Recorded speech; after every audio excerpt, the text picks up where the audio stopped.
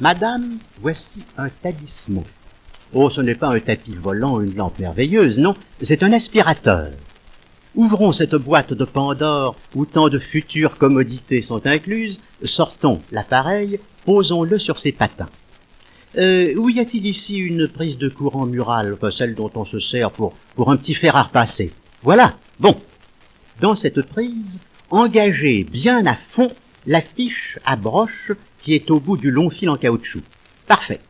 Fixez l'autre bout, le connecteur, à votre appareil. À présent, prenez le gros tuyau de caoutchouc, son extrémité munie d'une garniture métallique courte, engagez-la dans l'aspirateur. Vous avez entendu un déclic? Non? Alors insistez, poussez, en tournant. Là, ça y est, bon. Pourquoi regardez-vous d'un air inquiet ces deux tuyaux de métal? Vous vous demandez comment on peut se débrouiller avec ça? Vous allez voir comme c'est simple. Le tube le plus long, prenez-le, bien. Sa partie coudée, la plus petite, engagez-la dans l'extrémité libre du tube de caoutchouc. Tournez, emboîtez à fond. Ah, comme ceci, c'est gagné. Maintenant, plus d'hésitation, puisque un tube est utilisé, c'est le tour de l'autre. Plaît-il?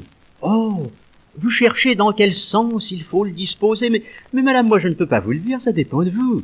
Voulez-vous nettoyer en haut, en bas? Ce dispositif est d'une docilité, vous n'avez qu'à vous dire « Ah, le rêve, ce serait que ce fût comme ceci ». Eh bien, ça peut toujours être comme vous le voulez, selon que vous orientez les tubes dans un sens ou dans un autre. Oui, tout cela est souple, tournant, obéissant. C'est pourquoi l'accessoire que vous allez prendre maintenant, tenez, cette grande ventouse, là, qui a l'air d'une boîte aux lettres, il sera toujours horizontal, c'est-à-dire en état de faire son métier, et non plus en diagonale comme au temps des anciens appareils. Le nettoyage par le vide alors n'était souvent qu'une espèce d'opération honoraire, dépourvue d'efficacité. Voyez-vous le régulateur d'aspiration, ce petit cadran sur lequel se trouvent écrits les mots « modéré » et « fort » près d'un point rouge. Quand le point rouge du mot « modéré » se trouve en face du point rouge situé sur le capot de l'appareil, cela veut dire force modérée. Quand c'est le tour de l'autre point rouge du cadran, fort, ça veut dire pleine force. C'est comme si en auto vous aviez appuyé sur l'accélérateur. Maintenant, les applications. Vous voulez nettoyer un parquet, une moquette clouée au sol. Réglez votre régulateur au mot fort. Utilisez la grande ventouse. Elle a à l'intérieur une petite brosse, grâce à quoi tous ces bouts de fil collés au tapis et dont on ne peut jamais venir à bout s'en iront par enchantement. Promenez-la sur le tapis en fredonnant, si ça vous fait plaisir, un air à la mode. Vous vous entendrez chanter car l'appareil est silencieux et ne vous assourdira pas. Un mouvement de va-et-vient, pas trop rapide, et maintenant, regardez, la surface est nette. Ah mais, nous voici à la fin du disque. Retournez-le, la suite est de l'autre côté. Allô, allô? Je peux continuer? Bon, alors allons-y. Voulez-vous nettoyer une tenture délicate des tapis précieux? Toujours la grande ventouse, mais en réglant le cadran au mot modéré. Pour passer sous un meuble, baissez votre main jusqu'au sol. Le tube rigide tournera bien gentiment et la grande ventouse s'insinuera où vous voudrez. Si vous voulez atteindre là-haut des tentures, des rideaux, petite ventouse de préférence. Pour nettoyer ce que vous avez directement sous la main, enlevez donc les tubes rigides, fixez la petite ventouse sur le gros tube de caoutchouc, et voilà pour les fauteuils, la literie, les vêtements. À présent, boiserie, placard, meubles sculptés. Servez-vous de la brosse en forme de cœur, elle ira dans les plus petits recoins. Enfin, voulez-vous enlever la poussière d'un tiroir, d'un classeur, d'une bibliothèque, d'un radiateur? Alors, plus de ventouse, plus de brosse, non, mais l'accessoire qu'il vous reste, le petit tube aplati, le suceur en caoutchouc noir. Mais, vous n'êtes pas encore tout à fait contente, madame, je le sens bien.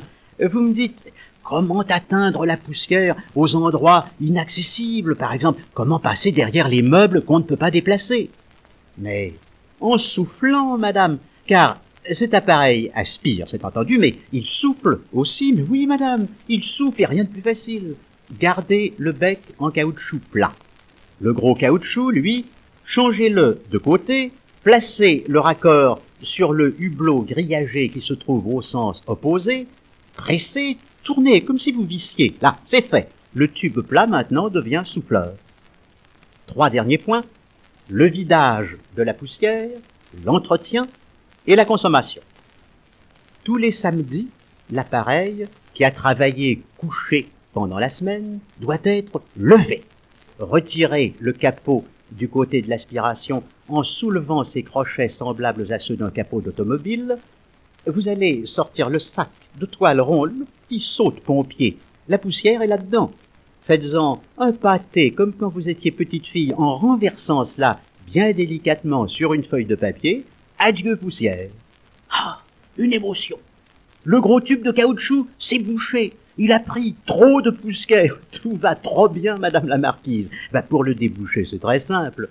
Enlevez-le du côté aspiration et mettez-le du côté soufflage. Voilà, le mal est réparé. Entretien, nul. Le moteur est monté sur roulement à billes. Pas besoin de graissage. Le moteur tournera aussi longtemps que tournera la Lune autour de la Terre. Ça n'est pas éternel peut-être, mais cette garantie de durée vous suffira, je pense. Consommation, presque zéro. Enfin, presque. Du moins ce que brûlent 3 lampes ordinaires. Et vous voilà, madame, munie d'un appareil qui, comme une houlette pastorale, vous permettra de rassembler ces moutons qui vivent par troupes sous les buffets et sur les armoires, et de les envoyer paître ailleurs que chez vous.